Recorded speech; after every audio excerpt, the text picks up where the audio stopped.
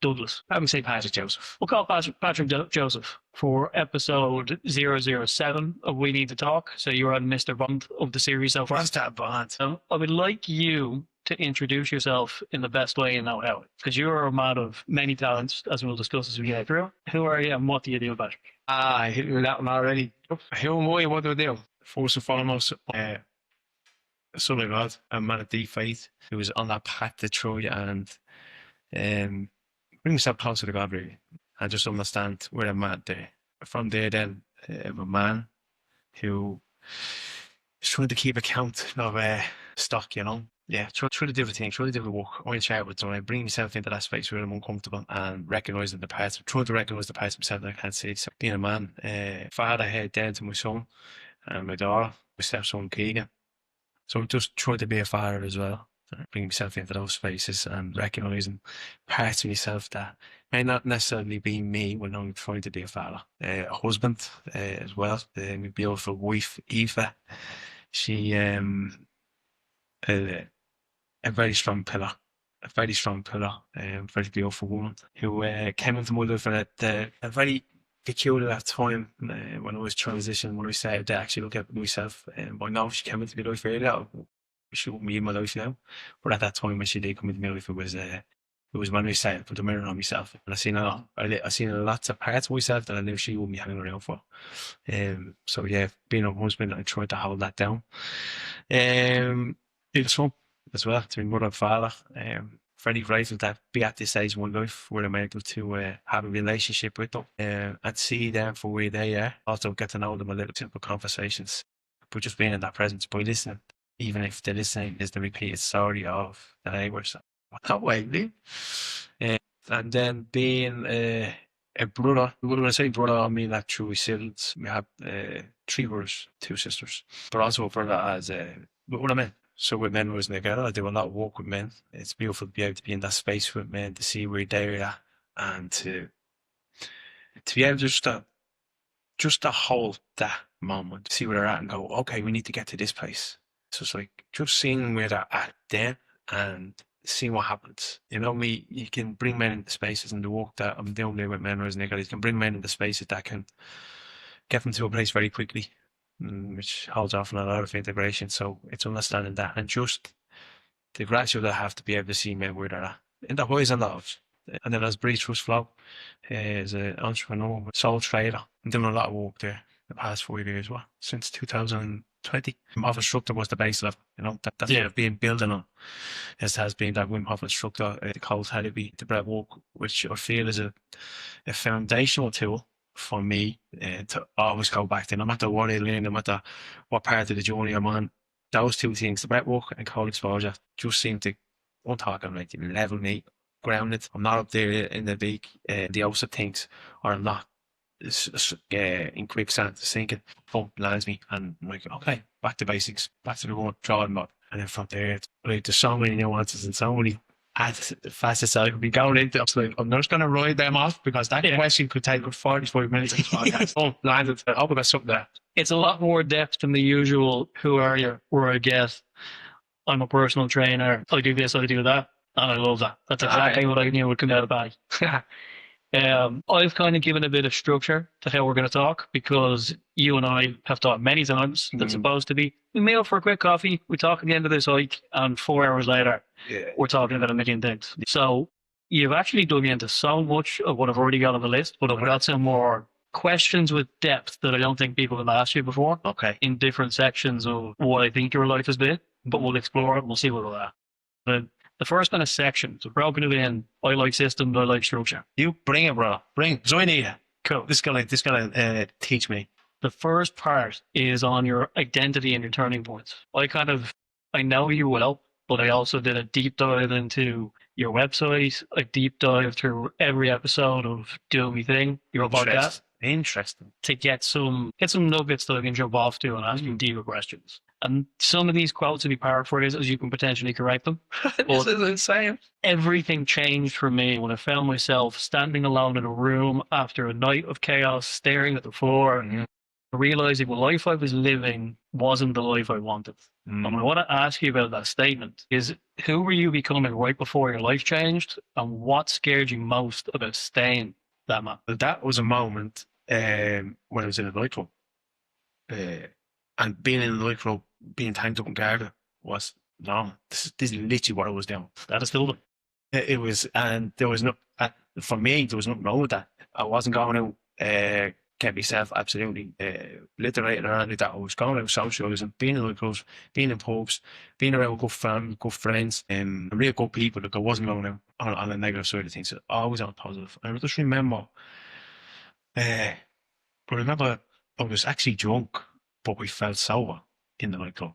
It was in the Black Alley in Killock. I was going to ask, is it black? I presume. Yeah, that stuff happened there. So I remember being in that, and I remember we were at being downstairs. It was a full-on day. Went upstairs to the nightclub, and they're there, and you're in it, and that's standard. But I just remember just on the edge of the, I was standing back from the dance floor, and I just remember just looking down the floorboards, and I could see like a silhouette of a face coming through on the floorboards. Now it was the design in the floorboard, it was the wood in it, but I just couldn't make out a face. Like still being up with the clouds. I was like, I'm like something. What's looking at the floorboards? I was like, I'm looking at a face. And I just remember staring at it, and then what hit me was so aware of that moment that I was so aware of everybody in the nightclub, and I was like awareness of myself.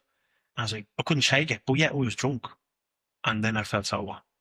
And then I started getting all the questions, all this dialogue that comes like, oh, Is this who I want to be? not even that, but it's just about that moment, about like, started looking at the time, oh, when are we getting out of here? Started feeling a little bit uncomfortable, and then I just got into my head about that. Not really up now. I had the time. The next day I woke up with it. I was like, oh, that's interesting. I'm in that sort of the murkiness of how I was thinking. Yeah, of how I was thinking before I left the nightclub. And then the next time I went out, I was in that headspace. Looking for the floorboards again? I was looking around, I can tell you that. Yeah. So I was looking at people, like, just like observing and being aware of people. And then like that, when that starts happening, I'm like, yeah, guard, and you start going quiet, you have to move yourself and just start people to ask some questions. So that actually got brought up on a podcast I did a while back. How that came up was just through a conversation. No question was asked, but it's funny you asked me that. And at that time, when that question got brought up, we saw like one of those moments that I didn't realise how significant it was. So when you bring it up down, like that was a really significant moment in my life where, because ever since then, nothing was the same. I could not go out anymore with this mindset. And then, sorry, short, what I came to was I was waking up and I was really feeling down. I wouldn't say depressed. I was at a place where I was like, I feel like shit. I don't feel good. No. With the actual act of going out and being... Just where I was. Just where I was. And then on top of that, like every weekend, that was the thing, going out. That point in your life, where you at work and life-wise, what's happening? I was sparking at the time, yeah, this electrician. At the time, living in my ma's, was I single? Yeah, I would be single, yeah. At that time, yeah. Yeah, I was around that time, yeah. So there's probably a lot of young men in Dublin that will reflect and respond to that story and kind of resonate with it, who were in that same routine of maybe apprentice park, apprentice whatever. Because I've talked to a lot of young lads that are in that space, and it's that, oh, it's the weekend, we go drink. There's nothing else that is there apart from work. You go over Sunday, eat one day, repeating into it. I do believe with everything there's a sell by day, you know what I mean? That just happened to be a sell. Look, I was fairly young, I was like 23, I would say, when that happened. Because I remember getting this whole boxing then was 23, now I'm 24. And one of the things that happened for me in that time as well, I had to start walking nights. So I had to do 6 months of walking nights out in the Phoenix Park Art Station, turning 4 cables and stuff like that. So I couldn't go out the weekends. So it shifted the reality without drugs? Yeah, so I was walking the weekends and I was walking the nights. So my whole routine went out the window. It was like I was given a chance to have a bit of reflection, a bit of space. It was mad. It didn't bother me saying it. It didn't bother me because I knew I had something to focus on the weekends. But once those 6 months were up, I was back to the drawing board. But in those 6 months, Thai boxing came up.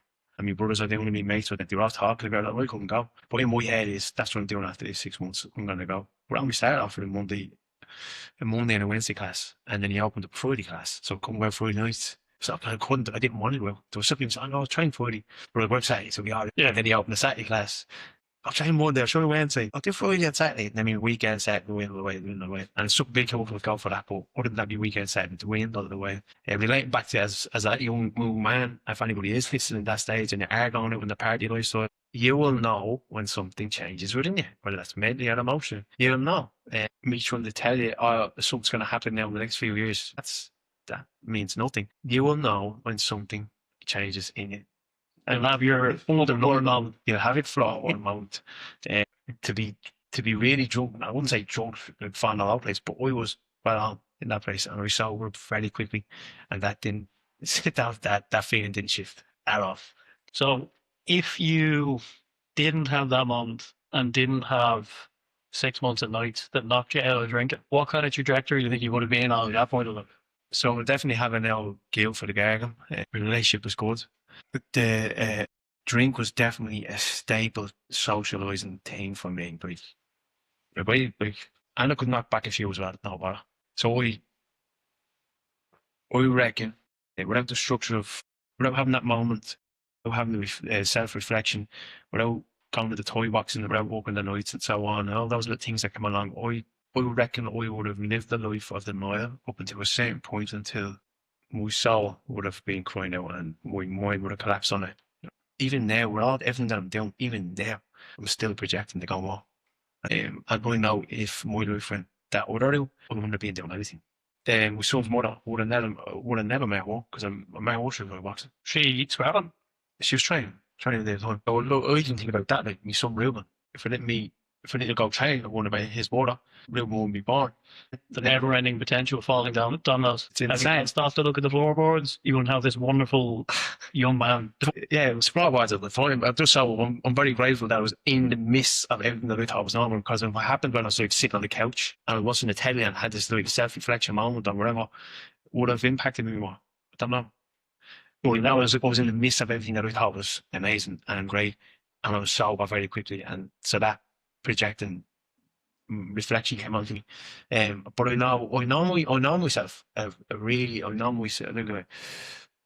I'm the person that would know the potential that I have, and if that part of me, I call it the lower self. If that lower self part of me is given an inch, she'll take a mile, and that lower part of self of me would be happy to sit in comfort, and not do all the things by doing all the other things. By doing all the other things. Well, even now, that's a part of me. So we have to check that, Like the endless working, growing, other things can also become another numbing agent to not feel and sit with the feelings. It can be. It can be. But that's the awareness that you need to have, and that's the awareness that we need to have on this journey. Is, am I doing this to avoid?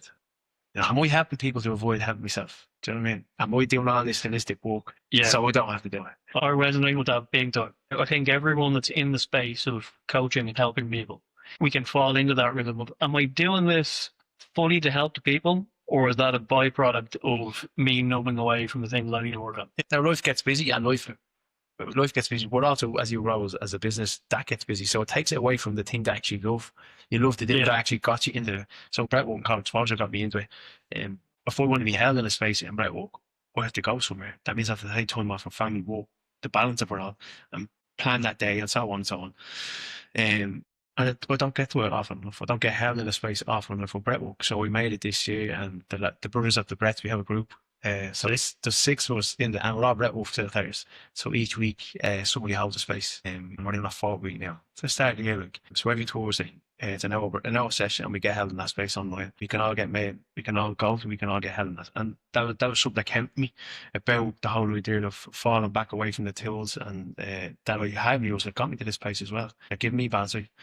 So last time we got held in a space with Breathwork, and it's like, we have to change something. You get stuck in just being facilitator and not being a receiver. Exactly, 100%. So that was the whole idea. You've kind of drifted into the next point I was going to jump into, which was my chaos wasn't random. It was protecting me from feelings I didn't know how to sit with.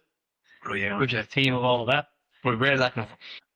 Just a general pull together of ways you spoke about that chaotic early time when we were like, the questions that come up for me were, what emotions were you most uncomfortable feeling before you found breathwork and men's work? And then you didn't sit with it. I'm very lucky that I've had I could call it a solid upbringing, especially in a family of 6. I mean, one of 8 was a nice busy house.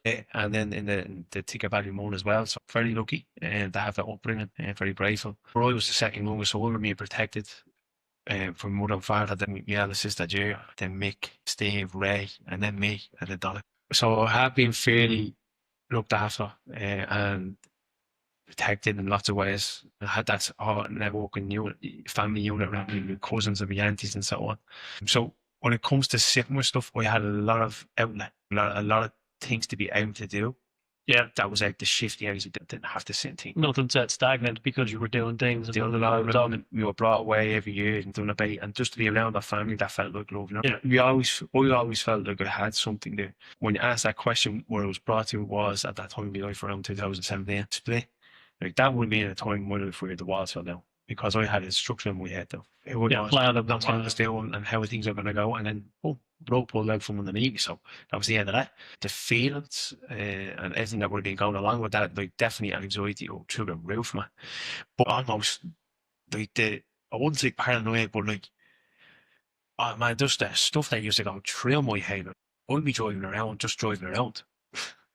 and thinking, I'll be going to what's that gym? The gym that opens up all hours. Oh, Friday. Friday. We got there at 11:30 at night, 12 o'clock. Not affiliated with the podcast whatsoever. Because I had no, like all my structure was gone. So I had no structure. So me going for 11:30, 12 o'clock at night is done. And me driving around the car, doing absolutely nothing. It was you trying to grab at some kind of structure. And like, the only structure I had at that time that would have been back in my mass. Chilling. Again, being looked after back in my mass, cooking me dinners, washing clothes, making sure there was a fork, all that type of stuff. Then looked after. Never got to really sit around. And then myself, my brother Ray moved in together. And that's that the gap over Kulak? Kulak, yeah. We moved in there, but yeah, the stuff, that's when everything started coming to the surface. Because like, yeah, look, 2017, 18, going out single, drinking, avoiding, not facing anything because you get looked after back at home. And then you move in on your own. That's when that's when the demons crawl in. That's when it starts kicking off. And it kicked off heavy. So the stuff that I've been sitting with. What was that? Because I went off and what was that question that I was sitting with? What emotion were you most uncomfortable feeling before you found breathwork and manual work? So what was that feeling you were kind of denial? Denial. When I say the word anxiety, it's just like tentacles gets thrown out and latched onto everything, fear and grief. It's all tied into that. But in the end, on the dark spectrum of what we can feel. And then when I just look at it, I was like, the whole time I was just in denial of feeling all that. And I was trying everything to avoid feeling all that. What was bringing it all up? Was it like a feeling of you've done wrong and you don't want to acknowledge it? Is it like grieving the future in that building? Well, there a couple of aspects. Like one was the relationship that I was in with my son's mother. That was meant to be the relationship that was going to be. You know what I mean? It obviously wasn't meant to be. But in my world, the structure that I had was so solid. And this is it. It was stamped. This is what's going to happen. Stamped, sealed, and delivered. It's happening. Yeah, and then on top of that, we have a son together. Then me trying to be a father. Then the lifestyle I had for the first 3 years of Ruben's life, I didn't get to see a lot of things that he was doing. The most normal things because I was in work, coming home, going straight to training. So he'd be in bed when I wake up. I'd see him for an hour when I go home, and then he'd be in bed when I go home from training. And that's the first 3 years of his life. So I didn't get to see the most. And now, over the weekends, even the weekends, I was training. So he'd come to training with me, and then after training, we'd be going to his 90s or something like that. So it's only when I lived on my own, and he's been mowing them for like 2 weeks straight. So I got to see him having breakfast and all. I got to see him walking around on an app. I got to see all this stuff. Oh yeah, you do all this stuff, all everyday things. That I get to see him do this. Yeah, but that opened up a Pandora's box for me. And I had to sit with all that. There's a lot of aspects of why I didn't want to sit there.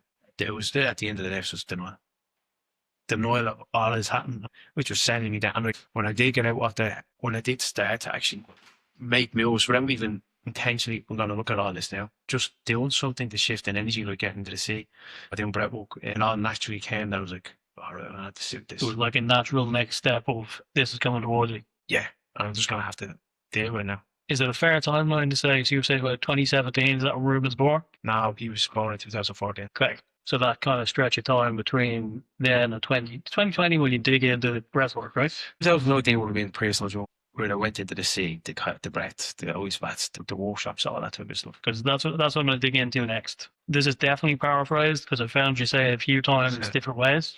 Good one. Breathwork became the bridge that brought me back into my body and into deeper parts of myself that thinking could never reach.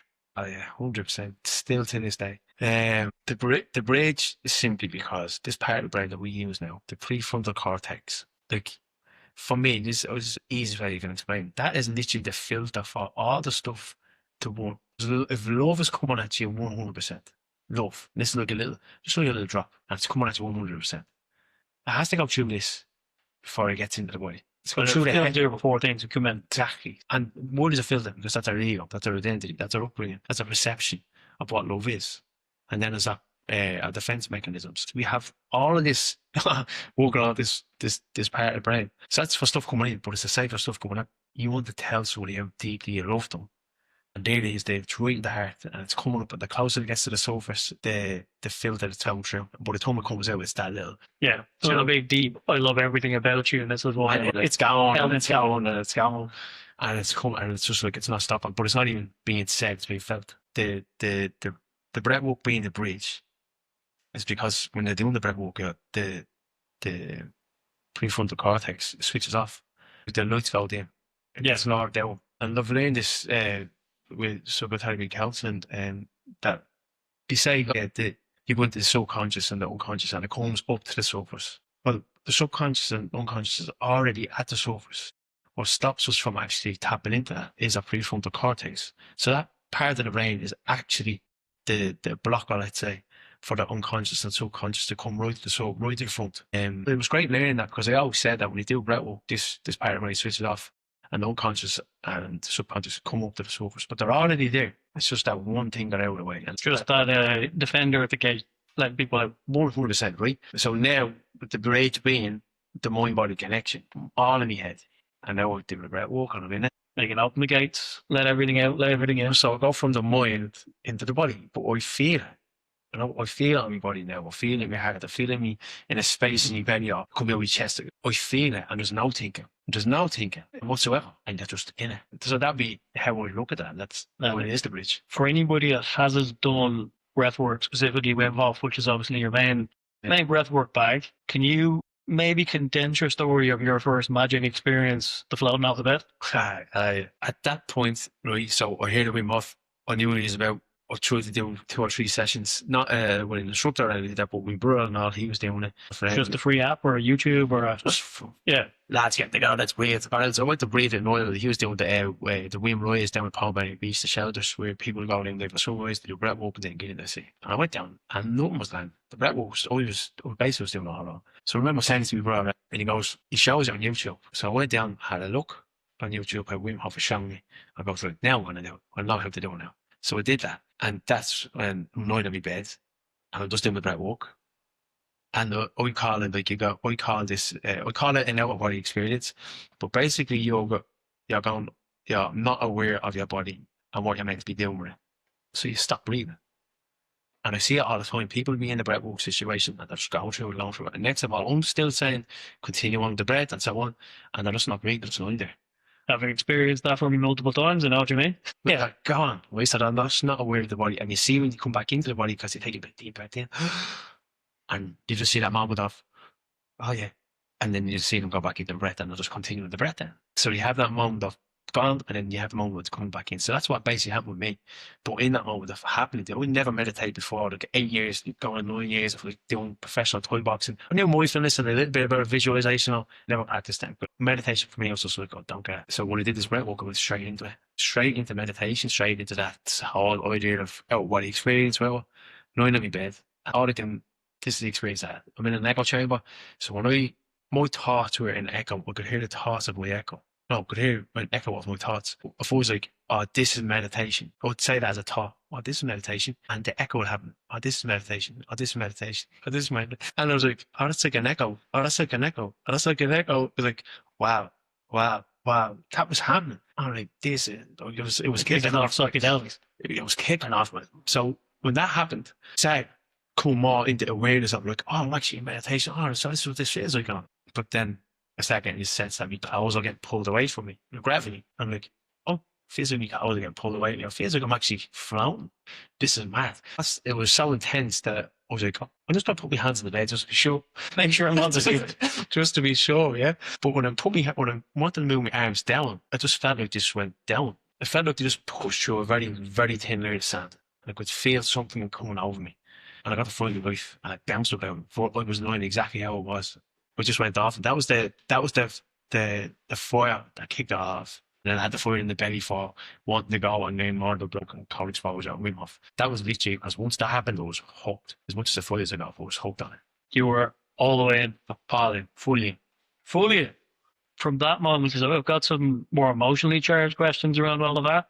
But selfishly, I want to know about the journey of you get from that. Was it straight into app to figure out more Wim Hof? Was it straight into how you Wim? I want to do your course. How did you end up over in Poland meeting? Yeah, so that was meeting that off. that would have been in start 2019, and I was just doing it every day.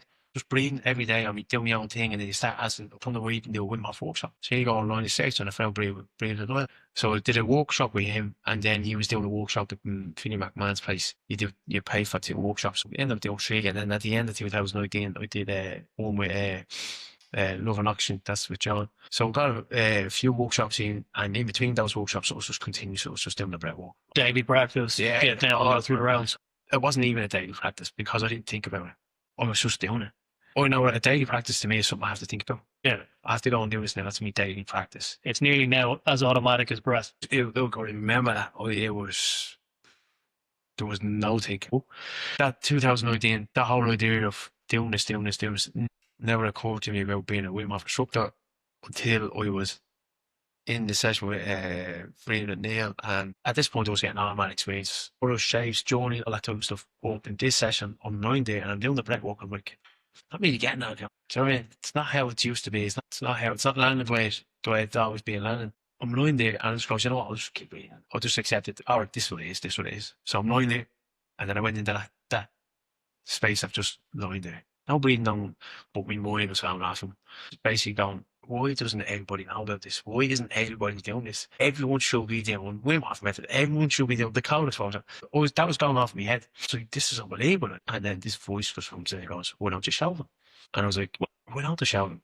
And then in that instant, my whole body was like, be a Wim Hof instructor. Boom. Like, there it is. There it is. I just like, why don't you shout them then? Why don't you do it? Since I'm saying that everybody needs to know about it, why don't you shout them? So it's very grand. But when that happened, like, no, I know about the adrenal glands and all, pumping out adrenaline after breathwork, cold exposure. But I got a double shot of stuff. It was an extra special. I was lit. I didn't get home till around 10 or 11 o'clock that night. I remember the crack of a day. So after the session, picked up my cousin. We went down to Low Rock and we were just on the beach. It was that beautiful day that you're in the sea, get everything you need to. You could dry off. Yeah. And get back in if you wanted. That's what I did. He went home and off. I was there down at Low Rock on my own. Ordered pizza down at Low Rock. Down at Low Rock. Down there for pizza one. And then I went home. But when I went home that night, straight onto the laptop, he was booked in. Yeah, what to do to me? Wim Hof instructor. You have to do 10 weeks online course first, and then you have to go over and do that. Advanced and then masters and so on. So that was it. So my idea was the year of me personally, and then in 2020, the end of 2019 was the decision made, and then early 2020, I knew March 2020, when the war shut down, that I was going on. I know that it was out in the Netherlands, at Weep's house, and then it was over in Poland after that. Yeah, I remember hearing about you from DPF around that time, but he's like, yeah, my friend Vanny is doing this and he's doing that. I don't want to dig into a lot of my own stories. I want to keep this about you. Yeah, I think it's worth and then just talked about it. Yeah. But I realised recently I haven't talked about this on camera. Which is my first Wim Hof experience with you, which was also my first Wim Hof experience. You'd asked me on the way in when I get to your gaff and Kulak with Dave and Dylan, had I done any breath work, and I was like, yeah, I've done a bit of breath work. I've done like box breaths, I've done breathing to regulate training, but I hadn't done any form of transformative breath work. I'm like, right, let's see what we're going to do. We chilled out. You got us nice and calm. We went up to your makeshift studio and boxed around of the gaff, lay down on the rail. It was magic. It was a bit weird because I'm like, I'm done in this random gaff and Kulak, told it man. I'm 5 minutes away from work. Yeah. Lay down. I thought it'd be 30 minutes. So I timed the day. I was supposed to be at work. And we went probably 2 hours. Yeah. So I was an hour and a half late for work. We laid down, we got through the breath.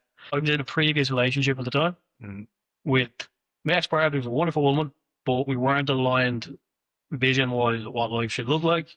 But I was suppressing that. I was ignoring that and thinking, I've signed up for this to be life. And we go through our breath work. My partner now was in my life as a friend. Oh, this is a great chick, interesting lady, good friend. As we got to the end of the 5th round, or might be the 4th round, might be the 3rd, I don't know, because I went to another dimension. I had a vision of my future. And it was Anya, it was 2 kids, it was me coaching men to be emotionally regulated, to be better, to be happy. It was a whole different future than what I thought I was having, with a little layer of a blur, because I wasn't 100% sure I was in it. The moment I came out of all of that, and we go down, we do the ice bath. The ice bath's a bit I rarely even think about. Because I remember getting in, we're like, this isn't cold. This is all right. Yeah. All I was thinking was, I have to change everything about my life. Walking across the road to go to work in the gym, there was 5 minutes from your gaff, hour and a half late. Me now ex that's in here was, where were you? I was like, I was doing the breathwork, 2 hours, leave it be. Sitting in another dimension while I'm on shift in this freezing cold gym. As soon as I finished the shift, I went to Costa in Northside Shopping Centre, opened up my laptop to do 5 minutes of journaling. I'd never done journaling before. It was 3 hours journaling. Wow. Where I just emptied everything out. And when I was done, I'm like, I need to call her. We need to meet up. I need to end things. And I know I'm going after it. And pretty much from that moment, I'm like, I'm married Anya. We're having babies. I'm changing the structure of what I'm doing with coaching. Because at the time, it was all service though. Yeah. Get you jacked, get you strong, no substance. Yeah.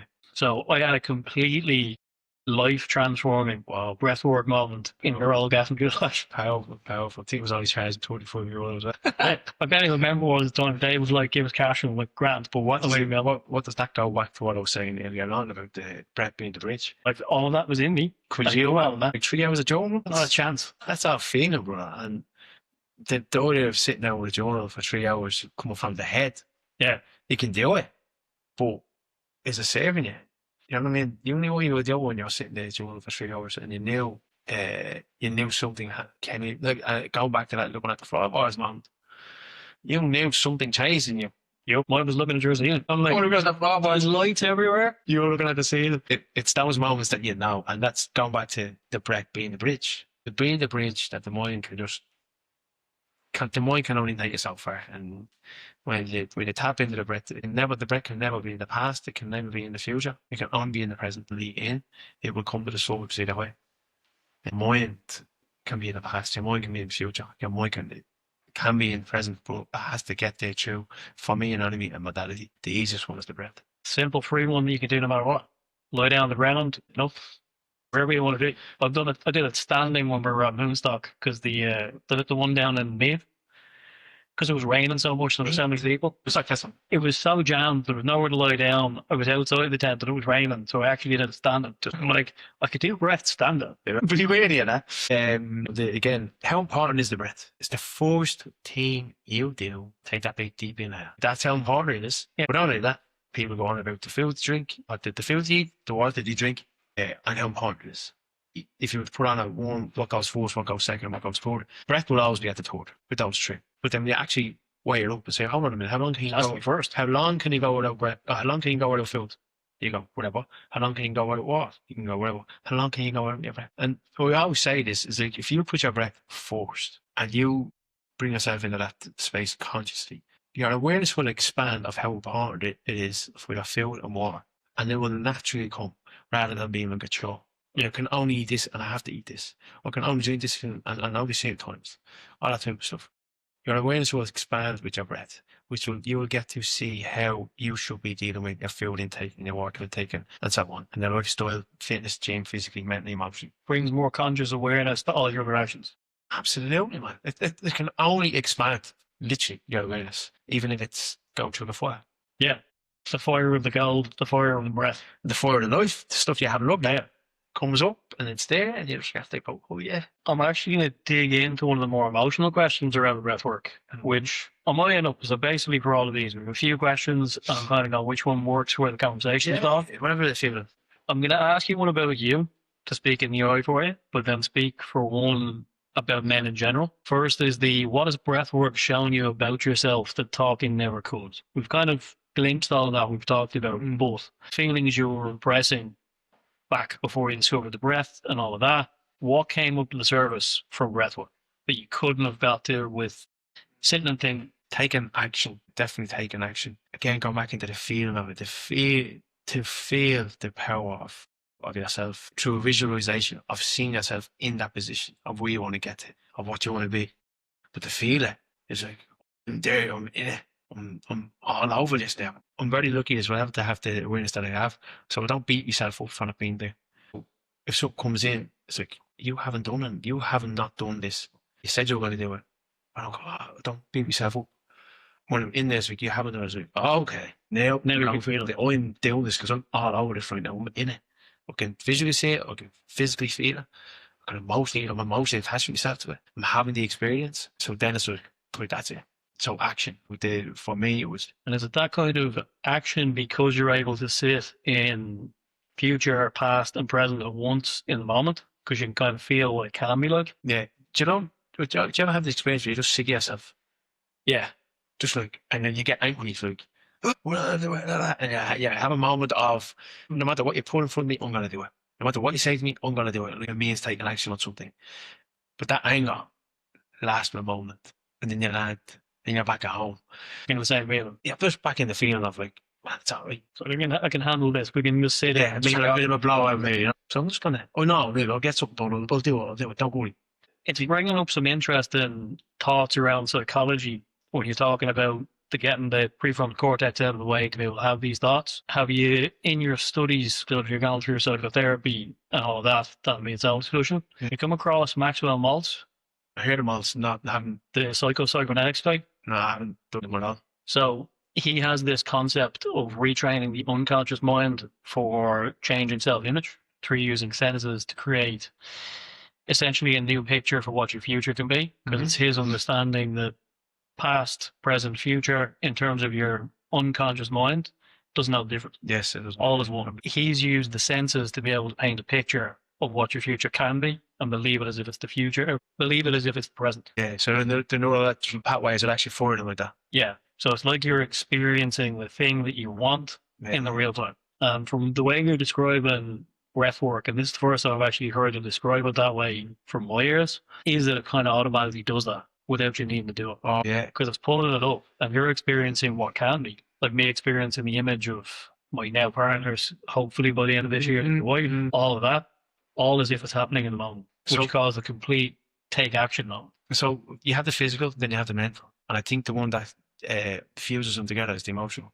So for me, that's what happens when I'm in there. And that's what happened so many times when I was in there. I would feel that emotion. Because like I said, when you're angry, someone does, like, for instance, a very simple analogy. You were meant to do something for ages and you didn't do it. And then somebody goes mad at you for not doing it. So you get angry then because they got angry. But then you're more angry at yourself because you didn't do it every time. And then you go and you absolutely blitz that thing. And it's I should have done this 6 weeks ago. Yeah, like that all comes up. That's another story. But look at the emotion that was behind it that got you to take that action. Off the bat, I know you said nothing would have stopped you. You just done it. That thing you said you were going to do for ages that you didn't do, eventually come to an emotional space where it's angry and frustration that it's not done. And somebody took it out on you because you didn't do it. Or relate it back to the breathwork. When I'm in there, there's the mental mind thinking about it. There's the physical body feeling it. And there's the emotional now, fusing the two of them together. So that's where it was like, the three of them coming together and going, right now, the neurological pathways are firing off. And it's connected to the body. Now I'm going to do it. That's transformative evolvement to allow you to completely shift everything. Yeah. If you want. Yeah. And for me, and anyway, I was in those spaces, I always had space of, I wasn't naive. I was like, oh, now I'm going to do it. That means I'm going to do it. Like, tomorrow, that's it. I'm not taking the kids to school because I have to go and do this thing. I'm not cleaning up the house because I have to go and do this thing. So, like, no, we're living real life here. Exactly. But the charge is there. And the time, you actually start looking at the time, so I'm not wasting time over there. Too long on this. That drive should only take 10 minutes. I'm taking a half an hour by the time we get there. I'm stopping in for this. I'm going to this place before I see that thing. Your time goes, I know we're going to start all this in to get all this stuff. Got to compress the things, get them done at a reasonable interval instead of stretching things out. Yeah, I just on that when you said about your man Malt, was it? Yeah. Psych K. Psych K is very good. We've done that. Well, Psych K is basically sending a message into your subconscious, unconscious mind. That message being a positive affirmation or a different perspective of how you look at yourself. And is it just a vocalization of like... Yeah, so it's a physical happy. I don't like budget, but basically Psych K, look it up, I've done it and it definitely shifted me. With the affirmation I would use is I live freely and confidently with the decisions that I make in my life. I like it. Yeah, so I think I might have had an experience with that with a hypnotherapist. I didn't do a session with him. I actually used to coach him in a gym. And one day was a rare opportunity where nobody else was in the room. Because I didn't usually want to call out what he was doing because I thought it was a bit of hogwash. really rare chance there was nobody there. I'm like, listen, what do you actually do? Like, I'm not going to lie to you. I think you're a snake oil salesman. And he was like, well, break it down for you. I'm like, show me something provable. Because I'm like, right, people pay him 150 quid an hour to stop smoking. And I'm like, what are you really doing here? And because we're in a gym, he has a really practical example. He gets me to say, I'm small and tired and weak. Repeat it. And then I try to bench press. I'm weak. I can't move with a usual crowd. Then put it up the heaviest thing on the machine with the bench press. And he says, let's create some positive affirmations.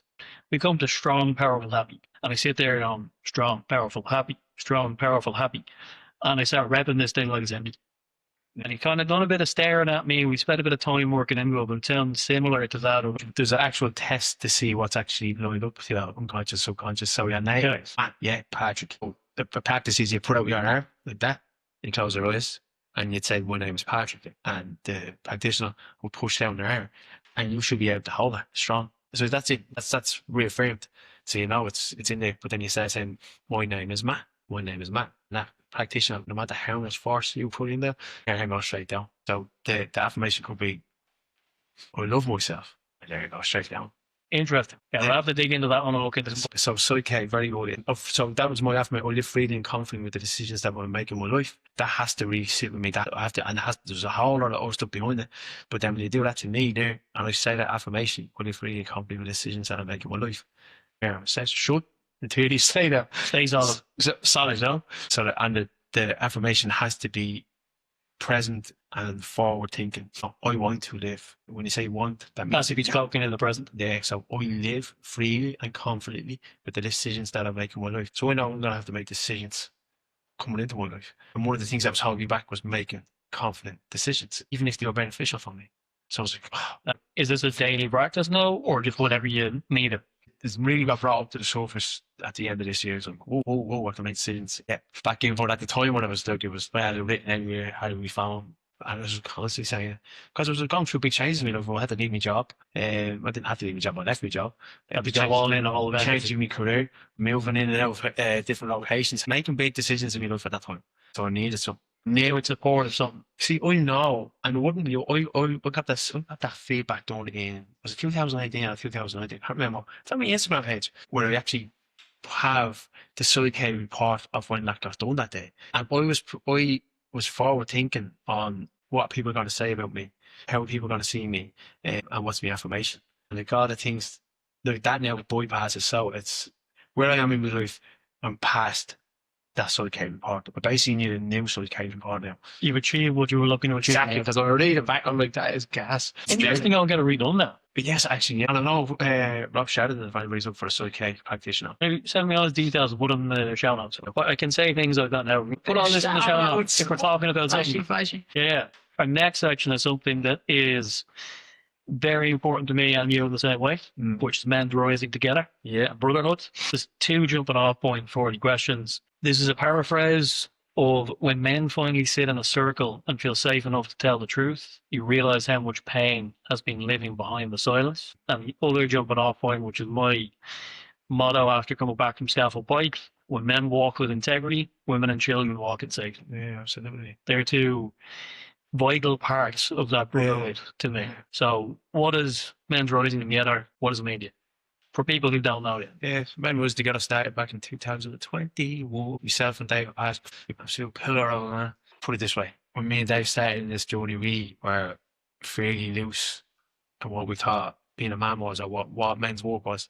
And then we went to Inward Bounds men's retreat. And to sit in a circle with men and then sober and hear these men speak. You know, I was like, what is going on? And at this stage, I'm well used to understanding plant medicines and being and where you have this psychedelic experience and you're brought out there and emotion you can get brought to do it in a sober space. Powerful and magic. But that was the medicine. Do you know what? It's such a deep, sacred space. But at the same time, I'd love for women to see what happens in those spaces, just to give them a perspective, because it's otherworldly stuff. You know, you will not see that happening in the way it happens in a men's circle when men come together and they consciously come together. You're looking at a man reliving his childhood. You're looking at a 4-year-old, you're looking at a 10-year-old, you're looking at a 15-year-old, you're looking at a 20-year-old, a 24-year-old, all different types of stages of their sure, and whatever what comes through for them comes true in those moments, and you just see them. It's a grown man, and all I see is a little boy. But then you see the transformation. You see the grown man becoming the man then, and he's in that space then, where he's at the fixing that rupture, whatever that may be. It means a lot to me, and how I could go into so many different things. I just know how emotional I get. If I'm in a space with me, whether I'm part of the space or whether I'm holding the space, I just know how emotional I get. And emotional when I hear men talking about their upbringing, when I hear men speaking of their children, their parents, what they're going through. It hurts on my sleeve, it hurts on my throat. I have to hold it, you know what I mean? I have to be able to hold it, can't be breaking down. Put the spotlight on me if I'm going to break it down. So I have to hold it, you know? It makes me realise how important it is, because it's easy for me to sit there and hold that space and to speak of men's work because I'm aware of it and I've done a lot. But it's really important to me because there's so many men out there, I mean, lost, and they are so lost, so far gone beyond any imagination of how powerful and strong they could be as a man. No fault of their own, whether that's through society or their upbringing or whatever perspectives they have on life. That reality of what it's like to be a divine man, a man that's balanced, a man that is from his heart, directs himself, has accountability, he's able to actually rationally think. He's able to own himself, own his own stuff. If he does make a mistake, if he doesn't show up, if he doesn't be the man that he can be, he's able to own it, and he's able to foretell it, he's able to say, look, not me showing up. Yeah. To see a man see men know what it's like to have a relationship with people. That's their parents or public or their work colleagues.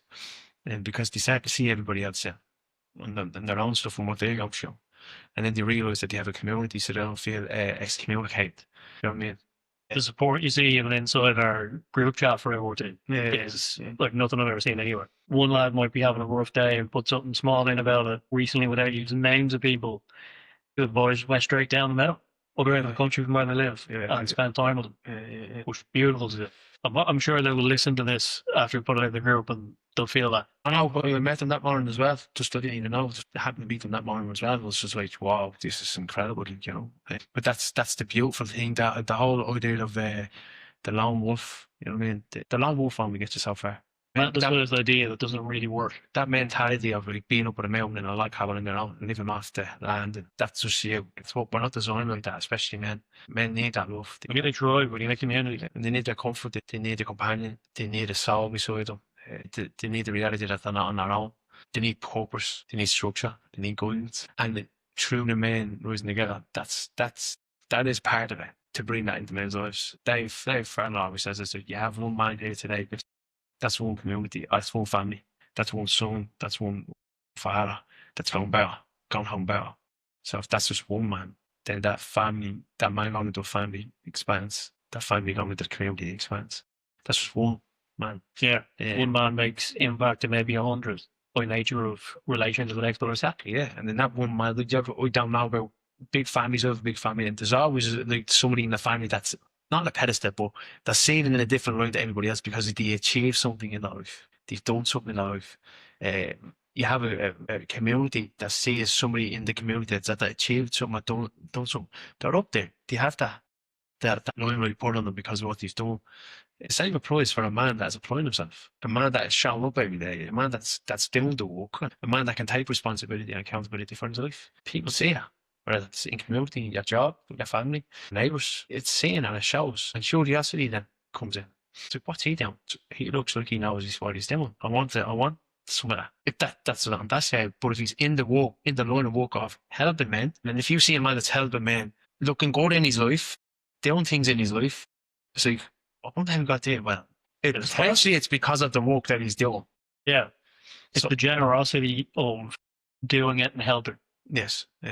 Give or receive. And with men's spaces and different versions of that you've been in, what's been the thing that surprised you the most when you're sitting in circle?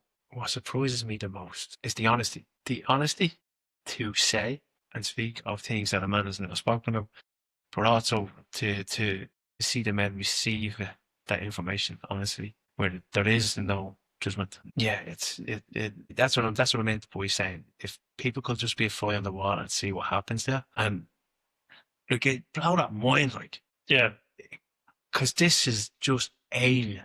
The stuff that happens in those spaces. And I'm very grateful that it can only happen in those spaces, because I believe that if that work could not be done without those spaces being created, when the roots of what we're doing will be diluted. I mean, you go for a coffee and then all of a sudden we're going through all of this process and this, honestly, in this depth, ocean level of depth. Maybe the whole idea of going into these spaces is us coming back to the fire, us sitting around the tribe, us sitting without any of the external stuff, and us speaking and being honest from the heart. The whole idea of having that in one, look at main space or a circle. We believe that's where the potency can happen, only in those spaces. Yes, a lot of stuff can happen outside of those spaces when it's integrated and you're able to live with. When we go down with shelters and we can have a deep process with somebody easy. That's because I'm in that book. But try to get a man who's never done this book down the shelters or in a coffee shop or out somewhere in public to go that depth.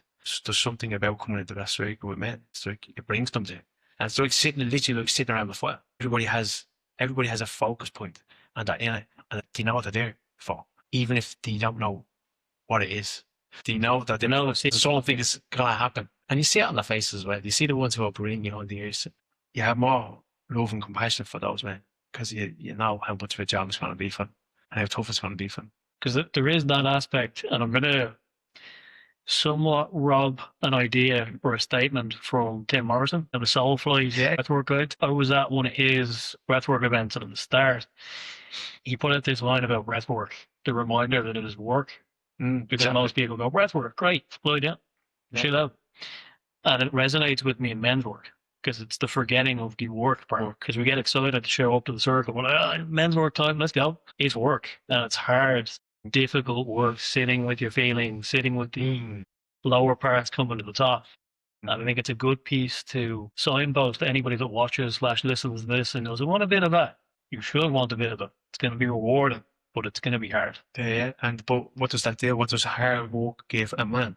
It gives him structure, it gives him guidance, and it gives him purpose. Gives him sense of fulfillment and achievement. Yeah. So if it was just men's hang out and chat, what do we even say? It has to be something. You can't just receive this awareness of self and this expansion of the mind, the body, soul, spirit. Something has to be exchanged. There has to be a deep, deep energy. It has to be a real reverence in the body of what you were born into in homostasis, that natural state. You can only get there when you walk. As hard as it is. I'm glad this is the way the conversation is going, that piece, because the next bit is digging into strength, aggression, and sacred combat. Because I feel like this is going to really layer into why you're able to do this type of work and accept the graft of doing the work. This, again, is going to be a paraphrase of things you've said in the past about fighting. But fighting taught you things about yourself that spirituality never could. It showed up with fear, discipline, and respect in a very real way. What did fighting teach you about yourself that spirituality couldn't, but that also prepares you for all the spiritual growth and spaces you made it? If anybody's ever gone into fight, we probably have this moment of what am I doing, probably around half an hour or an hour before the fight. And it's that moment that's either going to make you or break you. And I had no awareness of meditation, nothing when I was in those moments. So I was able to learn more about myself in those moments just by having the awareness of how afraid I was, how nervous I was, how much I was sweating, hoping that a fire alarm goes off. Let something stop. And that moment of, like, you often hear it, you have to say to yourself, I hadn't got a choice, because I was going to be fighting in an hour. You know what I mean? And I was going to be facing the fight that's going to try to take the head on me. So I had to sit with myself to try and get through whatever we get through or go through. That probably take 15 or 20 minutes. But when it lifts, lifts. So fighting brought me to places there that I was going into where I even realising I was going into sitting with myself, sitting with every sort of emotion that I don't want to sit with. And then being in the body, being in the physical body of training, getting hit in the face. Yeah, there's nothing like a punch in the face to make the world real. Yeah, exactly. And I was doing toy boxing as well, so it looks at shins, getting smashed against your shin, kicking elbows, bumps and bumps, swelling, being in the body, and just recognising what it's like to feel that and to nurture it then after the fact, to give yourself time and space, to give yourself love and compassion. It was all getting brought in, And you're like experiencing a modality of medicine while going through the whole process. Well, we didn't know. That was after that after. I was doing loads of stuff I didn't know. And then what makes more sense about martial arts being, and definitely an art, but martial arts being such a discipline, because it brings you into those spaces without going into the spiritual side. It brings you into those spaces without going into the whole holistic modalities. You're going to go into that space automatically. So and even like, and then respecting people, respecting your opponent, having this emotion that you're able to switch off of like, oh, that's Dave over there, or that's Mark that one point to, okay, what do we need to beat him? And switching off all that emotion and going into this fighter mode to then come over and smiling and hugging after. So a lot of emotional regulation, nervous system regulation, physical body, the awareness of the physical body. Like, you ask any man or woman that's training deeply, one small injury, it doesn't matter what it is. Could be something in there, right? It could be an earache. It could be at the banging your toe or something. And how much that knocks you off your training, and how does that make you feel? And then you start talking about the real injuries, bad back, bad neck, hips, knees, twisting your ankle, breaking something, and then you can't do training. Tell me how you feel that. So it brings it into places of how aware you are of your body. Challenging identity and everything. To look after yourself. So yeah, I look at the spiritual side of like looking up to God or coming into some sort of something is bigger than us. But when it came to the physical combat stuff, that brought me into the here and now. The big Something of choice. So much kick you in the head. it brought me into this world of my physical body. Like, if you're over emotional going into a fight, As you lose. it's probably gonna go south for you. You know, if you can't have a solid focused mind, it's probably gonna go south for you. If you don't have a fit physical body, it's more really gonna go south for you. So all those aspects coming in, and all of them before they went into spirituality. Before you were consciously knowing anything about spirituality, because the unconscious is picking it all up. Oh yeah, very true. Yeah. Consciously aware of what I was doing. The only visualization I remember was I was in a shower. I was having a shower, and I went in, and it must have been only 4 or 5 months. I had this visualization, get my hand raised with the belt. Know that when I was talking, That deep feeling of it felt it. And then that affirmation that I use, it's already happened. I just haven't experienced it yet. But it came into play. It was just like, oh, there I am there. There I am there. Get me it hand. works so powerfully to rework your nervous system, reorder it to be ready for that future you're trying to run. Yeah. I did it unconsciously with bodybuilding. And afterwards found out about Maxwell Malston's VOK and all those bits. Yeah. Where the last time that I competed and won the entire prep, every single day, I'm going to win my class. I was picturing it. I was thinking about the smell of deep heat backstage. The smell of hard, feeling of light. All these different sensations, picturing holding the trophy, making the hand of the promoter, doing all the bits. And it worked. It's the only time I've ever won in bodybuilding. It took me 10 years to win. I also challenged myself with, I'm probably going to struggle with the overall, and then I did. But then finding out about the process of reprogramming the unconscious mind for the future you want, I was like, this fella's after stealing my ideas. I've been doing this for the last 6 years. Well, that's what I love about not reading any books. I'm only reading about all these psychologists and counselors and everybody that brought all this work through. Yeah. But I've been like, my mind is being wired to this place that I'm very familiar with when I hear stuff. 100%. I'm going to drift away from the aggression side of it, smoothly moving into faith, God, and return to me. I found it very interesting that when we started this, and I said, who is that? First thing we went into was my God. So the kind of quote I pulled together is, after years in the holistic space, you found yourself being quietly led back to God, not away from spirituality, but deeper into me. You speaking about faith and God and being in church. The first time I experienced it was at a moonstock on the beach. I think it might have been Reuben's communion or something. Yeah. Where essentially you said something along the lines of, this priest is just holding space, and you were giving judgment before you went in on what it was going to be. Explore that. I love you brought that up. Like, I tell you what, you're like, amount of people have said this to me. I can't believe it. I said those words off because that's where I was at. Or someone was making his communion. We were pushed. Is that who he wants to do it? Yeah, we'll support him on that. So we were all in for that. But I remember going into the church that day, and I just and that feeling of going into a church. You know what I mean? Yeah, we got one of these. Do you know what I mean? Looking around and all. So sitting there for interviews, this is doing his thing. And a lot of, and that says I was doing a lot of deep work and so on. But this awareness came off me. It's like, how these things, like, if you look at the altar, look at the church, how it's all set up. Everything is set up for ceremony, for a space. The spaces I was holding and anything I was doing, I can relate to all of this from saying in the church. He's using a different language, but he's doing the same thing.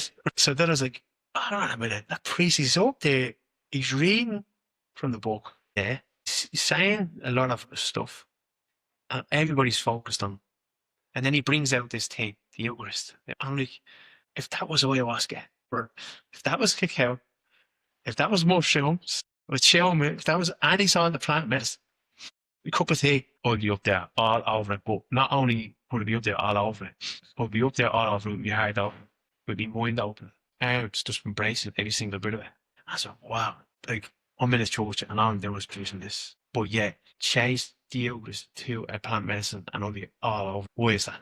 So that was a seed of me judging what I'm seeing to then continue on from there. But I remember saying that to me also, that was that day. Like it felt like it was visceral and it was in you and you had to get it out. Yeah, because I started to understand that, like, how many people are in this space that could be going to church, could have a deep faith, Holding themselves back for a judgment of what yeah, they come to Millstock. And I'm Millstock, as far as I'm saying, they go as well, regardless of what your beliefs are. And for a small plug, that happens this Sunday at 3 o'clock. Yes, get there for 3. Kick off at 3. Memorize the 4:30. So I felt that the judgment, you know, and how many good men and women are out there that are part of the church, are being judged because of that. And then how many men and women are down at Millstock. And that's the way that I started. I was in church then, I just realised I was judging. So for you bringing that up, I'm just reminded of all the other people that said that to me. Magic. That day and that feeling, is that kind of the beginning of you coming back to Christ being part of your life and Bible and all of that? No, that was just one of many moments. I could say go back to the floorboards. Yeah, maybe seeing somebody's face on the floor. Now God's coming into my life, knowing that if I didn't have that moment looking at the floorboards, like the question you asked me, where have you been? Where will you be in your life? Well, I believe moments like that. Why did that happen? Why was I so in a nightclub all of a sudden? Wanting to get out of there. And I think about it, like, and God has been with me all my life. And then moments out of this, they realise that he just dropped in. But now, like, oh, there's a picture of God, there's a picture of Jesus. There's a floorboard, look at the floorboard, and just made out face, didn't look like Jesus and that. Just, I can see there is a bit of a shame of it. And reflecting back now where I am in my life with my faith is, he's always been with me in those moments. So like that, being in church, deep in holistic space, I'm only judging. That's all I'm doing. Bang. Remember what I thought was going in there? Like, going to the church. My son's mate is community. I can't make. But I count down time before you go in. God, how long are we going to be in this? Yeah, exactly. All of that. Next of all, I'm saying that. I go up and receive the Eucharist. I mean, he is praying. And I know the likes of Rubens Mora and the whole parents and all that would have never heard you talk about Christ or God, faith. And next of all, they're looking at me, I'm receiving bread on my knees. What's going on here? What transformation? But that was, I was feeling all that. I'm feeling all this, but now I'm here. I'm in it. But that was just one of many moments. I'd say that the cat is for me when I go, right, I'm all in now. I don't know, I would say I'm all in. God's given me the grace of patience, and he has patience with me, and he's given me a lot of space. But I remember hearing 2 men speak of Jesus Christ in a plant medicine ceremony at Trigger the Life Family. So, boys speaking of Jesus Christ here. That's made you uncomfortable. I was like, I can't believe I knew this, 2 men. And I was supposed to hear them talking about Jesus Christ. I was like, what are you talking about Jesus Christ for? So that's Trigger the Life Family. So that was another. So, as in, like, why is this viscerally challenging for me to hear? Yeah, look, I was going off and having conversations with them. They were talking about Jesus, I walked away. One was finding his name so uncomfortable, being brought about. Yeah, you can give me all the directions, give me all the elements, you can give me all the plant medicines, you can give me all the shamanic ways, you can give me all the holistic modalities, and close me into it. And I asked that for you. So that was one of them. Another time then, I've said this on a few podcasts, the actual point where we're going to let Jesus Christ in was when I prayed to him to basically I was going through a really difficult time in my life mentally, where dark demonic thoughts were coming in, and I'd be having space with somebody, and the stuff that come up wouldn't be repeated. The stuff that would be coming into my head, and then I'll be making feel with it, and the stuff that coming into my head, and my dreams off the scale, real dreams, like heavy world falling apart type of stuff. Just, I want to be living this stuff. You just don't want it. Really long story to it. So, long story short, I remember looking at a painting, and I could see a demonic face in the painting. I did not want to say and acknowledge that I could see a demonic face until I asked David Passion for to look at the painting. And he goes, I could see a demonic face. I could see it. And I was like, oh, damn. So in that moment, I was in fear. We hadn't got cruised in midlife at that time. So I was in fear looking at this thing and I could see it in the paint. But when you go up to the paint, it's just hills and a tree and a moon in the background. But when they're down at the bottom of the stairs looking at the paint, you can see these two little red wires coming through. It was insane. That in that moment, what I always remember, I had this dream probably a few weeks later, and I remember, oh, again, it's just because there's so many avenues to get still. Where am I going with this? In the dream, long story short, in the dream, this flashing light happened at the very end, and I woke up, coughing my lungs up. Yeah, I remember telling this dream, which went on for ages, to somebody, and when I packed up, we get my hair going, I packed up outside the barbers, and I'm telling them about this dream. It was dark, demonic, it was heavy. And I looked down at this car I was paying, so and the passenger seat and the driver's seat was dressed up as two, they had demonic faces. No way! Not the car was empty, but they have them on the seats over the driver's seat and the passenger seat. Like, I was like, what are you running up right now? So I was like, oh, this was happening. And then, so that would just take note of the flashing light. Yeah, flashing light that I seen that woke me up. I was up in my room, I'm sitting there, and I'm sitting with Rabbi, sitting with cacao, sitting with lovely music. Next of all, I had to drink cacao, but sitting with Rabbi, and the music goes off. I was like, okay, the music's actually going off. I finished, I load up and get everything ready, and then I press play, because I know what songs I'm going to put on. The music never goes off. Once I press play, that's it. The music went off. So as I was loading up, it started raining, it went dark out. Like, it was bright in the day, but in the room it was dark. I had, well, that was like candles and anything. But the candles all lighting up the room, it was that dark outside because this dark cloud came over. In the moment of that dark cloud coming over, it starts tumbling down, lashing, lightning, striking, everything, right? Biblical saying, something was going on. No one facing this way to the altar. To the left of me is in my window. But the music going off, I could hear all this because the music going on, I wouldn't have been here, acknowledging it. But in the moment of me sitting with the cacao, I had this thought of seeing that face in the picture. And the music goes off. It didn't go off straight away. I just reminded of like, I'm sitting in silence here and that music. That's happening now. So I had that thought. I'm like, is this thing manifesting itself here and now with this weather? So we start going into all of that, but we start getting angry. So right then, let's go for this. You know what I mean? But I'm a fighter, didn't yeah. So we opened up the windows and there's nothing in the rain, there's nothing in the wind, and the noise of the thunder. Again, please back out. So we start sick the rabbi. Right, let's go into this. You know what I mean? That poured out, sweat out, help me. Happened. As I cleaned myself down, went again with the rabbi. Nothing happened. Currently in tour round now with the rabbi. I was around 45 minutes in.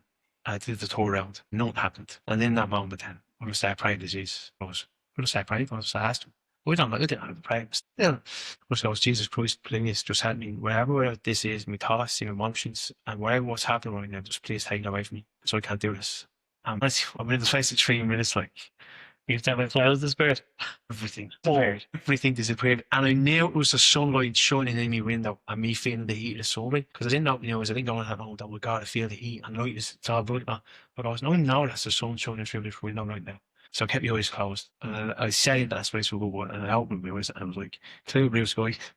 The place was saturated, but it was clear blue sky. Not a smell of wet rain. Yeah. And the sheen off it. So everything was that little bit brighter. And then the sun shining into the room. That was the moment then. From there then, I couldn't deny all the denial I had of Christ before. So any triggers or any sort of, if you come to some conversation about that, I would have been like, I didn't have to pray. So I just sat on. I don't know what to do. What's happening? What I could do was pray. I couldn't speak to God. Some people, what's the difference between Christ and God? God being the Fatherhead figure, the source of all. Christ being a manifestation of God. Christ coming through God. So I couldn't actually pray. I couldn't say the words God. Like Jesus. Yeah. So I had to speak to Jesus and pray to him.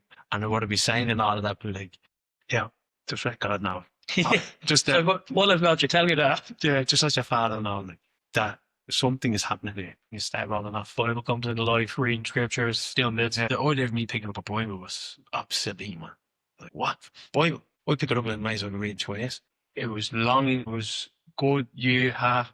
Only took up to a year of just sit regularly praying, speaking to Christ, to where then this happened where like, I feel there's something changed in me where I can actually start saying God and speaking to him. And is there a clear, definable moment of, I'm going to say God today, or just came in? Yeah, it just came in. I remember being in prayer and just speaking to Christ, Jesus, and then going from saying his name to recognizing him as who he is, as God, and then speaking to him as God. To then continuing on. So I remember that moment. But remember with the Bible, I just had to cross. I was like, when I'm ready to go Bible, you let me know. That happens, I'll go on it. With that, me going for the Bible. Because like, hearing people's reading scripture, that sounds beautiful, and it's things I'm landing and getting more familiar with it. And one day I just remember praying, I was like, feel something has changed again. I feel like when I'm ready, you'll let me know. So I started saying, literally the next day, I'm on Instagram. The first thing I see on the page on Instagram was the priest explains the Bible in 10 minutes on a YouTube video. Gives a bit of that. So I went on YouTube. I listened to Father Bush, the Bible in a Year, the Great Adventure Bible, Catholic, Revised Standard Edition. And when he spoke for those 10 minutes, it was his voice. I was actually listening. I was like, I wonder if it's on Spotify. On Spotify. Press play, boom, listening to it. Still haven't finished it. Give you a well finishing that one. But what came true was, I'm reading it, listening to this for 3 months. For those 3 months, he's harping on about getting the Bible, in this, and it still has an attitude. And I'm still like, let me know when I'm ready for the Bible. And then I just hit it like, it's literally showed me the next day what Bible to get. And it's this Bible that I've been listening to for the past 3 months, the Great Adventure Bible, from the Standard Revised Version, second Catholic edition. I was like, that's it. So that's the one I need. That's what my start with. I went online and that was me. Like, there was no, is this the one? It's like, I asked them the night before when you, or when I said it, and when you're ready, they'll show me. Literally the next day, show me. But it didn't land me for another 3 months. Because I remember driving in the van, I was like, I almost got a Bible. So I'm like, I just started laughing. So he'll show me. Literally the one I'm being listening to, it only showed me the next day. But about that, I then since then just reading scripture. I find it funny because, as I said, I was like reading Chinese, but then all of a sudden I'm reading the Bible. I could see the words, I can feel the words, I'm in the words. And then there's other sides of why I feel that has happened with the Holy Spirit, and the Holy Spirit plays. So in anyone's faith, you can have a lot of cognitive function, a lot of that with faith. I think the Holy Spirit puts the conviction in us and brings you to a place of understanding things that you'd never understand or accept about faith, about Christ, about the church. Yeah, it's an interesting space that I will have to give layers of credit to you on DPF for pulling me back into. Many layers of it, but from being at the MRT Scalpel Bike event, it had such a simple act that used to be normal as a child, years of not doing it, of waiting for everybody to be at the table for every meal and saying grace before we eat. I guess we were there 3 days, so I think we would have done it maybe 10 times. And the act of doing it over and over and over again. When I came home, the first meal I sat down at the table with my partner Anya, I'm like, this is a bit weird if I don't do this. So I put my hands together, give a little prayer of thanks. Yeah. She's not all the way in on it, but I take my time and just do it myself before I eat. So I'll sit and just hands together. Thanks for that. Sound. Yeah. And it's expanded into me meeting somebody who's a pastor of church, Lighthouse, there in Navan, Dundalk, Blanchardstown, and soon to be Swords. Can't wait so I can get back to a Sunday church Sunday service. But the pastor's name is Josh. I had, after Scalpel Bike, we'll have a little bit of an AI chat, but I used AI to make myself a daily Bible prompt because I didn't know where to start. Okay, yeah. I was like, I want to explore reading the Bible, but like you experienced, like reading Chinese. Didn't have the Bible yet. Yeah. So I'm like, right, let me get a random verse every day. I'll explore it, see what I get from it. The day that I met Joshua, 10 minutes before, I read from the book of Joshua. And then he walks in the door after me being told, oh, you need to talk to this new member. Because one of the people who works in the gym, she has a very aligned faith. And I told her what I was going through. And she said, oh, you're going to like this new member. He walks through the door, checks in. I'm like, are you Joshua? And he's like, yeah. He's in Alabama. So he's a proper American preacher. We just have a chat. And I'm like, I'm after reading out of the book of Joshua like 10 minutes ago. So I think I better talk to you about what this is about. So he invites me to service, and I haven't made it for every Sunday yet, because Blanche is difficult when you don't drive, but it's a beautiful space. Started with this guy, Jamie, who's from, I want to say Carlin, might be Carlo. He's got a mullet, he's got a cap, he's dressed like a country music singer. He holds space incredibly well. It's a beautiful service. Music, it's an evangelic Pentecostal church, I believe. Yeah. Magic space. Beautiful people. I'm just, now I actually have a Bible at the end of the day. And I'm committing to reading all of that before we jump into King James. Because I've been told a few people that's supposed to be the one to dig into, but I want to understand the most easy to read one first. Well, I would say this, if anybody wants guidance on Christ, the Bible, which one to read, what direction to go to the source. Ask them. So I know my preference is the Bible that I have. And And I would rather give that Bible to somebody to hold, to read, to see what they feel from it, than actually say which one to go to. Like, I know the King James, there's a part of the King James Bible that's taken out, that's in Catholic Standard Noise Version. Yeah. They just take it out. But if anybody reads the book as a like, brother, you wouldn't leave your chair, man. So you can just read it. Go. I'm talking wisdom. There's the book of wisdom for Solomon, but the book is Iraq, man. Book of Iraq. It's Iraq, yeah. Okay, let's put that on the list. Man, do a little bit of research and have a look at it, but it's not in the King James. Okay, it's in the Catholic. Yeah. There's a few of them. That's not in it. For whatever reason, I actually haven't looked into why they haven't. I don't need to look into why they've been taken out of King James because I'm not reading that. But that's for anybody that is looking which Bible it is, because that's what I was like. Where do I start? I can only give my experience and say what I said to God when you're ready to tell me which one it is. And he showed me. And that's the one. I'm so grateful that he showed me that one, because what I'm getting from that is just beautiful.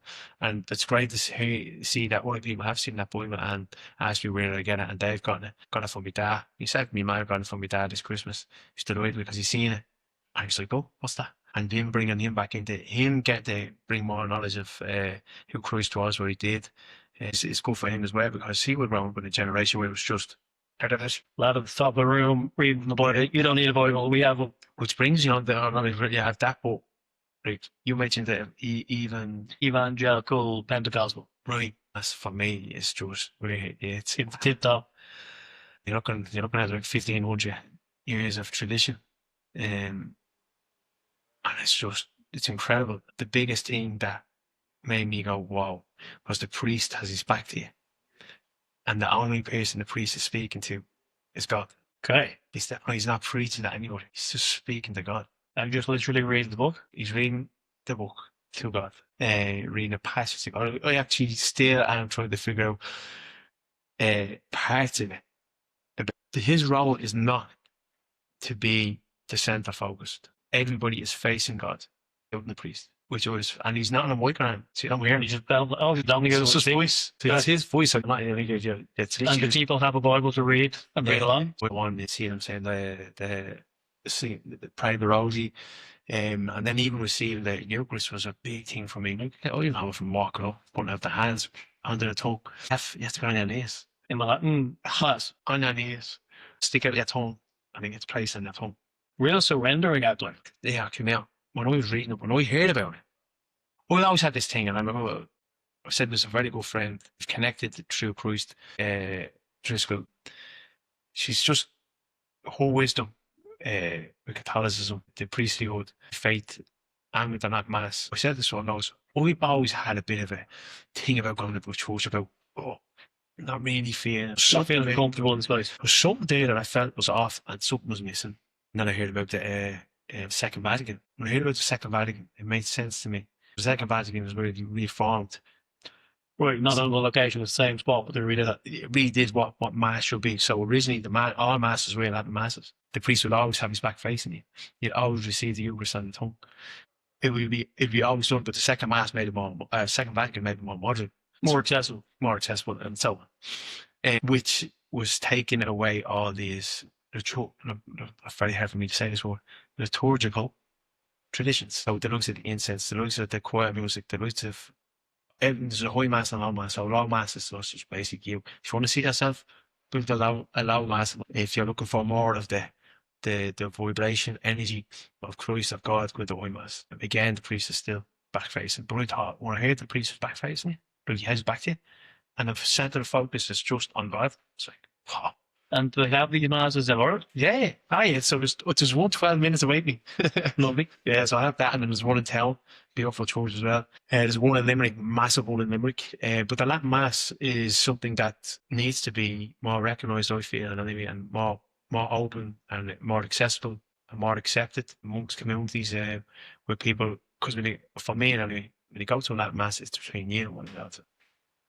And you have the priest there holding that space, basically.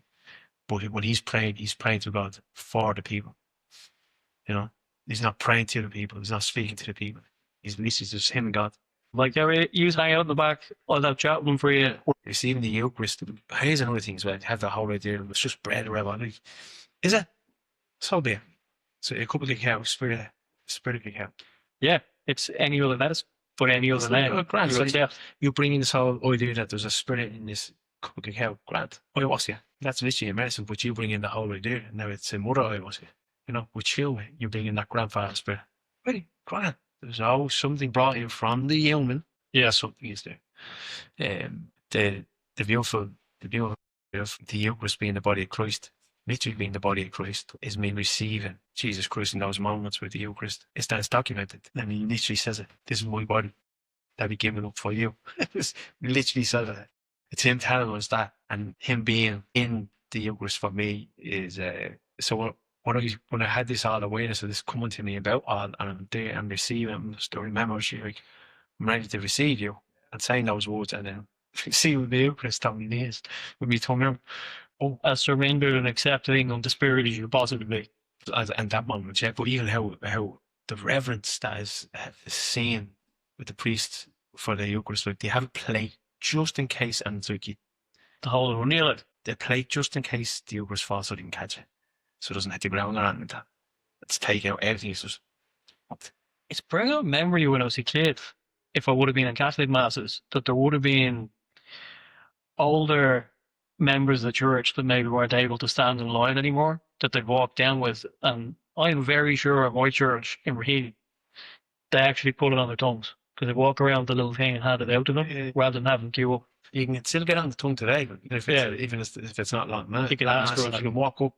I don't know about if you get on the knees, and that's how they do. You surrender to Christ, and for me, that's beautiful. A lot of people see it as almost surrender. So this is the joint. This is where I'm at, and it's stripped me back.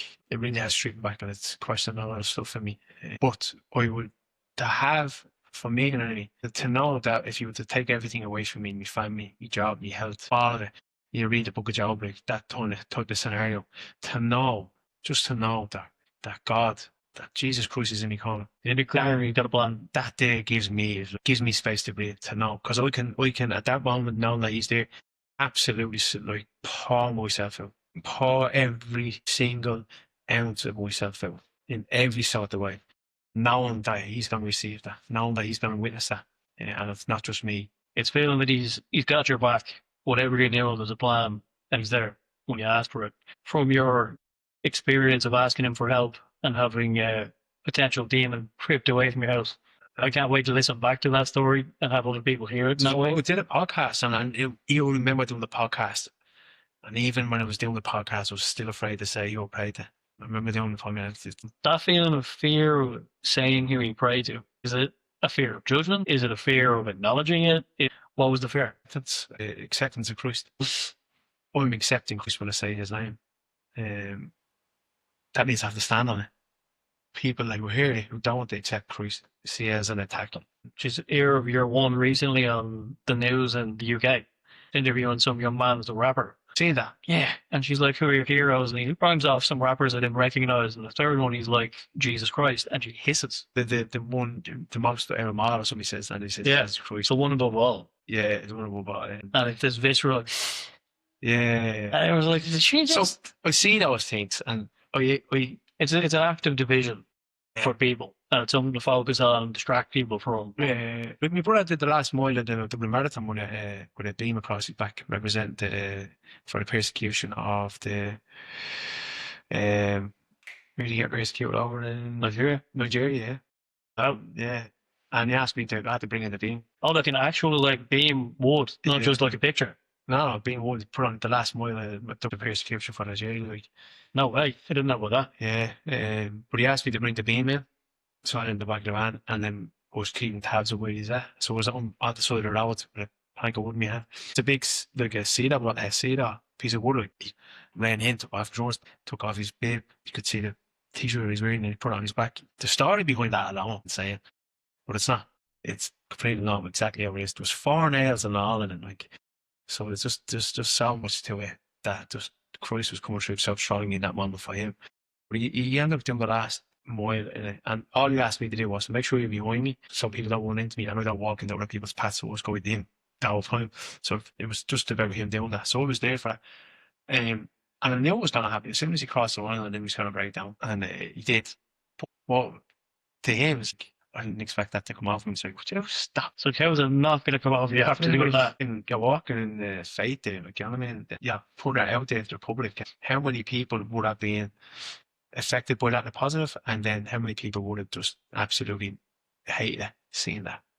And here's another thing as well. Like, I recognise the pain and the judgment and the disregard of people when it comes to the church, when it comes to priests, when it comes to faith, when it comes to God, when it comes to Christ. I recognise that because I was there, so I understand that. You've sat in the pews judging the priest. You're like, I need to leave this spot. Absolutely, absolutely. So I understand people's absolute pushback. There's a massive wound there that hasn't been looked at. There's a massive pain, trauma, and hurt within the church, Especially in this country. especially in this country. More so than anywhere else. Where I would say is a priest would have died for you, hand on hand, would have stood in front of a bullet for you, no problem. How many during the persecution of the British Empire, it was illegal to say mass, so priests would risk their lives to get Just to burn his God. and to service the Eucharist. So they go all out, and then you think about that. These men and women that we held so close to us turned so nasty. That's nothing to do with God for me anyway. No, it's all human beings. It's human beings. It's man, absolutely. So then where I was able to forgive the church was because the church got abused. And it wasn't just the children who got abused, it was the church as well. Who got abused by men who would have done that, and by women who would have done that. You're sitting down and outlet where You're sitting down to do it. I need to have a job. I need to have recognition. I need to have power. I need to have authority. I need to be in control. What can I do? Well, what's the easiest route? Oh, be a priest. You may have a calling, but if the end goal is to have those things that are just running off, and you're not serving God, well then, who's on your shoulder? It's not God. And all it takes is a couple of moments in your life, a couple of times where you're feeling a bit whatever, for you to start creeping into that shadow side. And then you add in more money, power, authority, control, takes over. Who does that sound like? It sounds like somebody you don't want to be around. Do you know what I mean? Someone that is open, someone that is free, someone that is accepting, someone that is walking with humility. Those type of people are usually the ones you want to be around. So you have these people who took an opportunity of a church, became priests through that power and authority that they had. It absolutely obliterated it and abused it and caused them massive pain, massive hurt. That, yes, the church have to take accountability because these are the ones who let these men in here. But don't know what's did they do any screening forms? Did they check, do background check on any of these people? Like, Probably not back in the day. exactly. So yeah, then you have a lot of the delusions that they're doing in the name of God. We're doing this all for God. This is why you have to be punished. This is why you're living in that sinful life. This is why you have to be excommunicated from the community. Oh, opposite. We corrupted and doing it for our down below. Stop, man. So this is where my forgiveness was with the church, is that the church got abused. And I'm not talking about the organisation. I'm talking about God's home got abused. Nearly referable as like the sacrament of church. Yeah, the weeds got planted with crops. Unfortunately, we just had to let the weeds and the crops grow so we could see which ones were the weeds. You can't take the weeds out and you have them grown in the rugby side of the crops. That means if you take the weeds out, you would take the crops out as well. So you're taking the good and the bad out, and then you're left with none. So unfortunately, the whole idea of the weeds got in there, and they nearly took it down. They nearly overran it. But they got found out. Thank God they got found out. They were always going to get found out. And then you just come in and harvest them out. And the good crop is there, the good seeds. And I do believe there's a big There's like a rebirth, a reintroduction, coming back to faith for so many people. young and old. Yeah. Which is beautiful. Like more and more men that I talk to, we're talking about something completely different. And then something comes up about, oh yeah, actually I'm a follower of Christ, I'm doing this, I'm doing that. Think about how many spaces I have with men and women. They come forth with, no way, I'm doing that too. And then next of all, it's like, right, that's happening. And I do believe it's happening because people are actually seeing who Christ is, what Christ can do for you. But we are men, we are women, and we have a lot of stuff to get through for us to fully accept who God is, who Christ is, and what He can do for us. There is a big block up here that some breathwork may potentially help people break through some bits on, but it might take a bit longer and a bit more than that at times. Yeah, and just for me, it's so simple when it comes to Christ, because the more you look into deeper aspects of it, and you haven't got the awareness, you haven't got the education, it's just going to overwhelm you. Or you say this to anybody that's new into this space, just All you have to do is genuinely speak to him the same way you'd speak to somebody you love. That's it. And look for nothing back. Just stop. Talk to him every day in any sort of way, your language. God gave you your language. God gave you how you speak. God, like the holiday of calling Yahshua, Yahweh. But in growth, that's not the language God gave me. God gave me the language of Jesus and GLD, Jesus Christ, Mary Magda, Mary. What about it? That's the language we have. We never call grown up Jesus Christ Yahweh or Yahshua. And the holiday of the that's where all the complication happens is we call him Jesus, that's not his name. That never existed back then. Fair enough, and that is true. That's not the language he gave me. The language of what to name things. For years I've liked listening to Jimmy Carr and his comedy. He's very famously and openly atheist, but very respectful of religion. And I two different things. We had the same a couple of months ago, and there was a few good insights where we actually did speak about religion because he's in Dublin and he asked about stuff. But I saw a clip of him somewhere in the States in what we'll call Bible bashing corner of it, where everyone in the audience is all about it. And some lady shouts up, "You have to be sad because you don't have God in your life." And he was like, "That's a bit heavy for a comedy show." And he's like, "We'll put it this way. I believe in one less God than you do." But he popped out with a line that's been sitting with me nonstop. Told a few people this one. And he's like, when it comes to God, you call God one thing, maybe call him Jesus Christ. Somebody else will say Allah, will say whatever. Bassist from AC/DC has a line about naming God God, where he says, God is just the name that we give to the blanket that we use to cover the mystery we don't understand. He's like, it doesn't matter what you call it once you believe in it. Yeah. And this coming from somebody that makes the darkest, filthiest jokes on the planet. And the reverence that he gives religion while not believing it, I can't help but give respect to. Yeah. At the gig in Dublin, he said something akin to, there's a few different types of people when it comes to talking about religion. The one that I consider the biggest idiot are the people that think it has no value at all. Yeah. He's like, I don't believe in it, it's not my thing, but I respect the people who do. Yeah. And I'm like, all right, get down with that, Jimmy. And with all the awareness and knowledge that I have, and there's one thing that always jumps out at me is my faith. So I only know this stuff that I know now, which is this was of all the stuff, mustard seed type of stuff here. But the only reason why I know it is because this faith came into me. The Holy Spirit gave me the faith. It invoked it in me to go and look at all this stuff, to have more knowledge of it. No knowledge put the faith in me. The faith and the faith made you seek knowledge. So that's the bit that I would say. With all the that's the text, the Bible, and you can't be reading off that, and you can't be saying that. It's like, oh, complicate. Like simplify. Please explain my faith, because that's one area that hasn't got a book anywhere. Somebody didn't write down something for me to read and go, that's what my faith is, because my faith came in with that. Fucked it over and over, and I felt it. I couldn't ignore it, and I was there, and it was because I was there so promptly. Now I'm going to actually see what this is about. So I didn't go to any church, I didn't read any book, I didn't pray, or anything like that. I just knew about Jesus Christ, that was it. I knew he existed, and he kept coming in, triggering me, judging, understand you're on. And when I realised I couldn't do something in that moment, I don't know how to pray, but I'm just going to pray to Jesus Christ. And in that moment, that experience happened. That was it. It's from there. So when I was going back to the complications of it all, you don't have to know anything. You don't have to know anything. I'm just there. I'm just me and you, God. Do you know what I mean? There's no hierarchy. So when it comes to not having any knowledge or awareness, all I knew that Jesus Christ was a name and he existed. And then from there, just spoke to him. So if you want to pray to God, just speak to him. Your format of praying, or your way of praying, the type of prayers to say, that'll come. It has been a journey for me, and it still is a journey. I'm so grateful to have both sides of it, and I'm not one of those people that would judge somebody because they are following a different type of path, or because they're doing something. Because I was that person that was going a different path and doing something that's just completely out of line with who Christ is and who God is. But I'd never be up. I'd love to know more about that person, if anything. But tell me about that belief that you have. Tell me, is there something to this that applies to my goes back to the book of Job. Nothing is going to shake my faith. Nothing. No matter how. Nothing is going to shake my faith. Nothing's going to take it away. And I'm not saying that out of ignorance, because God can give and God can take away. He can take me faith away. But I'm talking about the hardships of life, where something tragic happens to your children, to your partner, to yourself. It's just like, why me, God? I hate you, turning away from me. I might turn away. No, I might turn away, but it still doesn't take me faith away. Because I still like not as they exist. It's there. I know you're real, but I just turn me back again. You still can't take it away.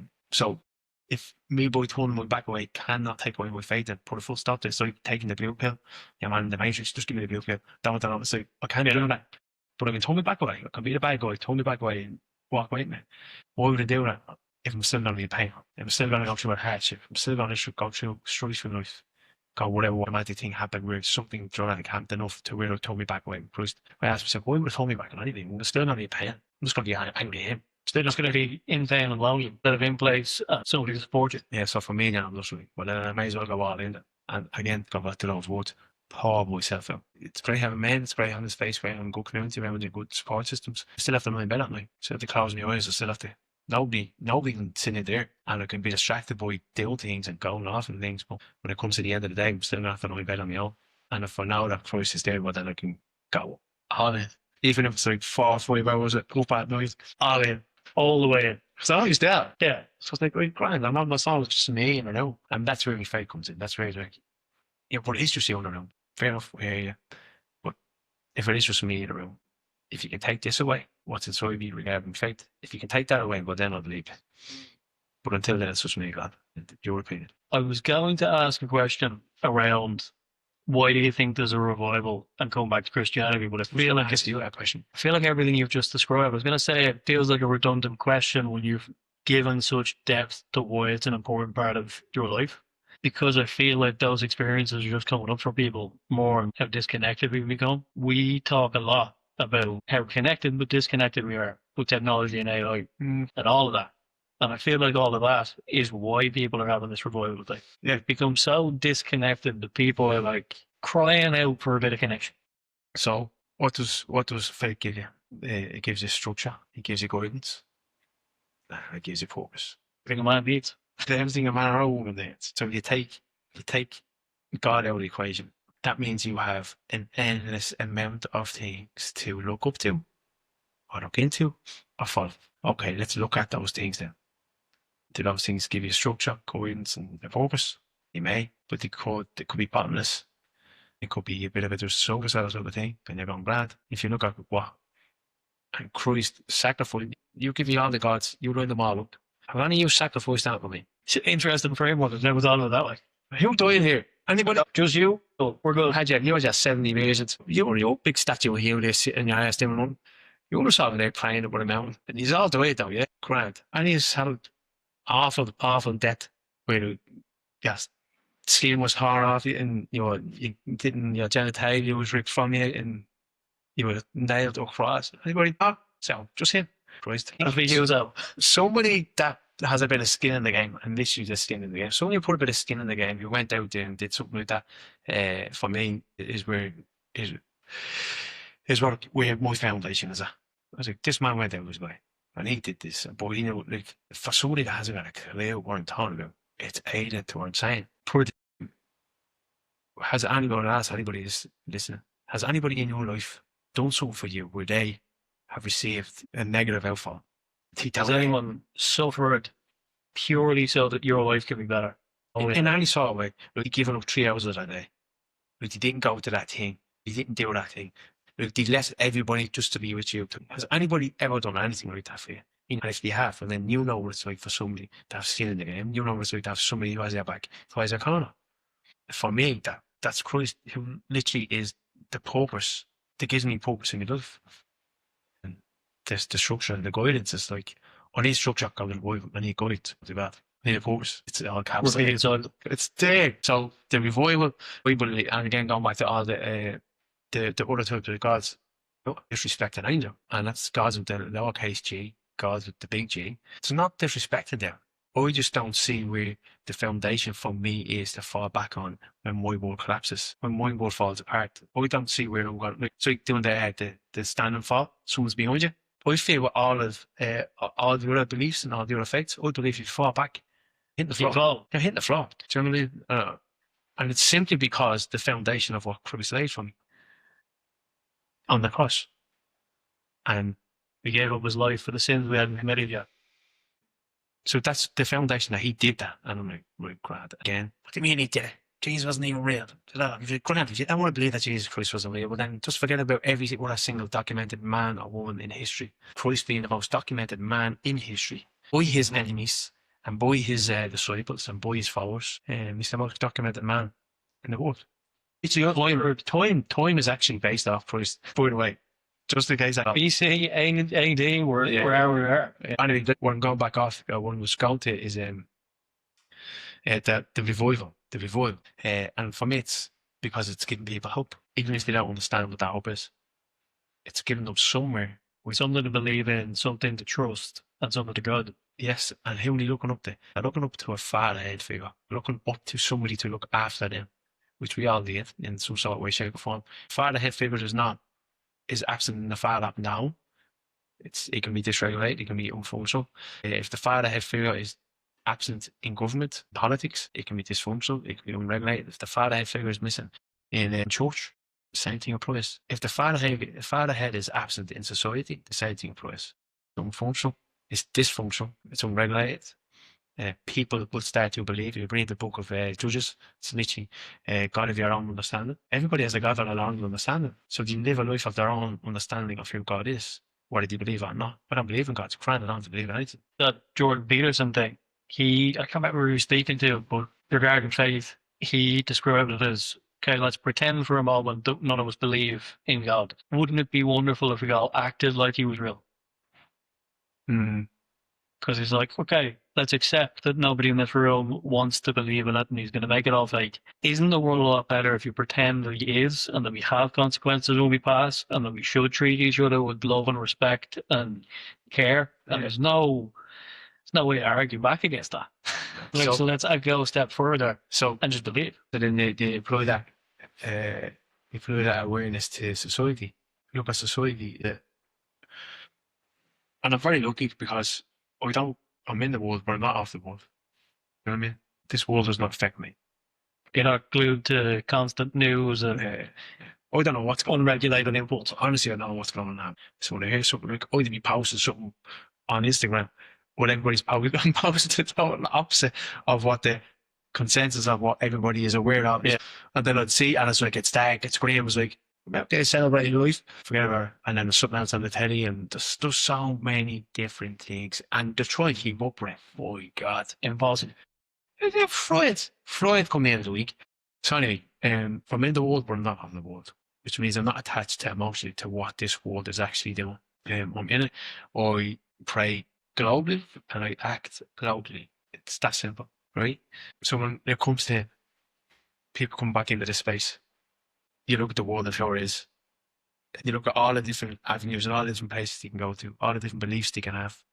Every bit of it has to be questioned and looked at. Is it saving you about? Is it making you a better man or a woman? And if it's not, but it needs to be questioned. Look towards Christ, look towards God. Ask those simple questions as well. If you step into this space, they'll make you a better man or a woman. Will they give you purpose? Will they give you structure? Will they give you guidance? I'd say Germany is going to take the boxes because you will have to if you want to better yourself, regardless if you have a faith or not. Get rid of the stuff that's not serving you and watching telly and listening to music and listening to the news and being around bad people and being around shit environments. If they're not serving you, they have to go. Regardless if you have a faith or not. I believe bringing yourself into faith with Christ, you save one Lord, you save one God. It simplifies the actions. Yes, absolutely. Condenses it. So you don't have to go chasing through 15 other different things and going down 3 years of this path, 4 years of that path, 10 years of that path. I'm saying all this without any ignorance or naivety. I understand that there's so many avenues you can go down in faith with Christ and your belief in God that you can be brought down an alley that's not going to save you. I understand that completely.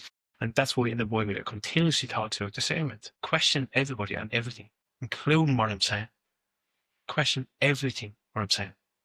And look at it to yourself. Have God as a counselor. Have God as that person who looks into everything that you're looking at. Ask him, can you see through his eyes and not your own? That simple act I mentioned of Peterson with the act like he's real. Act like he's watching. Yeah. He'll start doing a lot better things if we think he was going, what's that you're doing with that credit card and stuff? Stop that. Yeah, and then it obviously has to be a conviction. That's where you pray for the Holy Spirit to come down and just bring in. Once you have that conviction, it's game over. unstuck. Everything plays on autoplay. You're not thinking the same way I wasn't thinking when I was getting into the ice baths, when I was getting into the Breathwork either. I just was not thinking. It was just there. Faithful activation. It's happening. You're there. There, gone in. It is, regardless of people are listening to this and are aware of it or not, it's something that just cannot be ignored. That the revival in faith in Christ is happening. It's going to be taken advantage of. I'm going to say that now. You can quote me on that. This revival, like anything that happens, people are coming in here. It's green. Monetizable. Yeah, monetized. They're not aware of it. They haven't got their own relationship with God. It may be a little seed. And you can go that's the way with it, meaning that you could be brought into a safe space and you can grow the seed. And it's being fulfilled. Bloom and fruitful. You can get led down a path that you're led astray, and this seed that you planted in, and the initial thing was you have faith with God. You just get brought down the wrong path, and you're boxed in, and you're part of an organisation that you can't be off. Yeah, so just be wary of that as well. Anybody that is faith. We also do a Bible class, like a family, and the Bible class is reading instructions before leaving it, where they incorporate breathwork with scripture, with prayer, and with gospel music, worship music, Christ.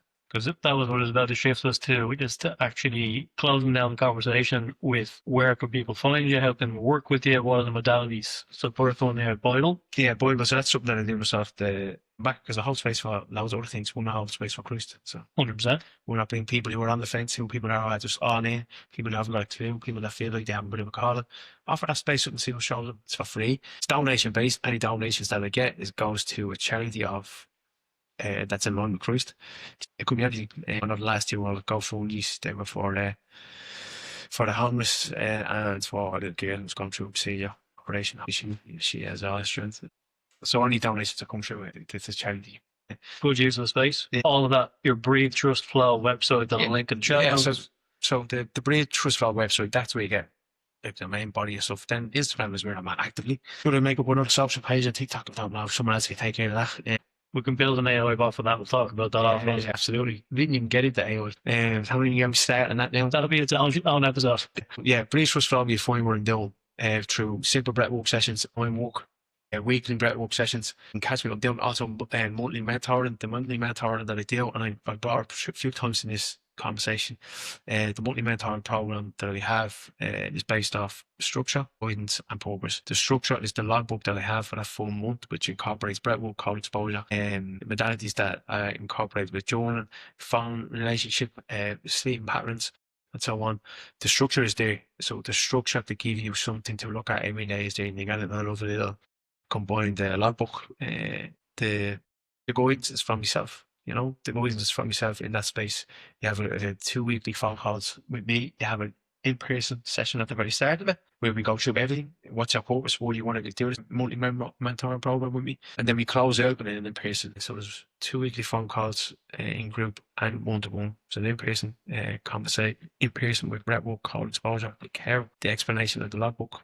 That's at the very start, and then the close is at the very end. It's in-person again. Yeah, so that's money. Where again brings in that guidance, the structure, and then the purpose is the man on the when it comes to me. What purpose are you? What's your life for? Yeah, what are you doing this for? Let's invigorate that purpose through this program. So that's the monthly mentoring program. I did the Wim Hof workshops. And when I'm doing case them out throughout the year, you can just get in contact with me through my website or through the Instagram page. Treats as well. And was Together Treats work deeply with David Patrick Fadler. We're on a mission to grow, not just in ourselves, not just the Men Rose Together space, but the facilitators in Men Rose Together to be able to have this spread across organs in every corner, every place that's available for men to go to, whether that's in a local shed or a community or so we have Men Rose Together. If there's anyone out there in any sort of condition and any sort of mental and mind frame, reach out to yourself. You'll find us on Instagram, Men Rising Together. The name stands for what the name does exactly what it says in the team. There is no hierarchies. There is no I'm better than you. Just because me and David face it doesn't mean that we have more power, authority, or knowledge. We respect the agreements that we put in place for every other man too, just as good as any other man does. So we respect it. We call each other in. Dave calls me in. He calls it. We call him in. Orange sharpens iron. Rush hours for that, and it's needed. Fundamentally, yeah, it is needed for men to give them structure, to give them purpose, to give them guidance. Yeah, I mean, yeah. So that's what Men was the other. Only treats that I have with Elaine Holman, and yeah, and to it. That's going to be happening this year as well. couple of things. They're on Millstock, Meow Bake. Millstock is a free gathering every single month. I have a timed around the full moon, which is going to be now the 1st of February. The next one is going to be the 3rd of March. Down Palmyra Beach for men, women, children to gather in a community setting space where I guide a breathwork session, and that is simply it. A breathwork session for men and women to come together each month, every fortnight, down Palmyra Beach. Reach out to me, you'll see it all over my Instagram. Anyway, a lot of information there to take in, but if you just need to reach out with a simple question, you get it. Beautiful. Social. The last piece for us to run through of anything is that I would be remiss if I do not speak about the first title sponsor of the podcast. Yeah, Paddy has used this stuff as well. Yeah. So it's a mutual brother of ours from MOT. Yeah. Gordon and his family have made clan tallow. It is a beef tallow based skincare product. Oh yeah, better keep it on this. Beef tallow skincare product. One that I use a lot in the last week is the Beard Balm, where we have 100% grass-fed Irish beef tallow, extra virgin olive oil, and a few other bits and pieces. The skin cream we've both been using. We both look pretty fresh on the skin, I think. Lip balm. And then there is also beef tallow for cooking. Every one of these products is available on their Instagram page, and they're at St. Mark's Market every Friday from 2 until 7. Very soon they're going to have a website where you can buy stuff through the Instagram. So a link down in the show notes and you can check it out. Everything to do with working with me goes through one link that is underneath the show notes of this. Everything's on one page, explains everything about Better Man coaching, in person, online. I ask for your email address before you can see the options to work with me, so that I will email you 2 or 3 times a week, mostly with value, occasionally with an offer to work with me. So if you give me your email, I'm not going to pester you, but you will hear from me often. That is everything for episode 007 of We Need to Talk. I'm going to shake my brother Paddy's hand. What's your coming on? Thank you for having me, Sean. Beautiful studio. Where are we in the studio? We're Empire Studios, the back of Ashburn Industrial Estate. I will tag them in the show notes so we can find where it is. It is such a welcoming space. They run an incredibly professional outlet. This is going to be our once a month for now guest spot. If you need any creative space for recording music, recording podcasts, for shooting, anything, they are the best in the game. So you got to check it out. You'll see us next time, and find Paddy where you need it. Much love.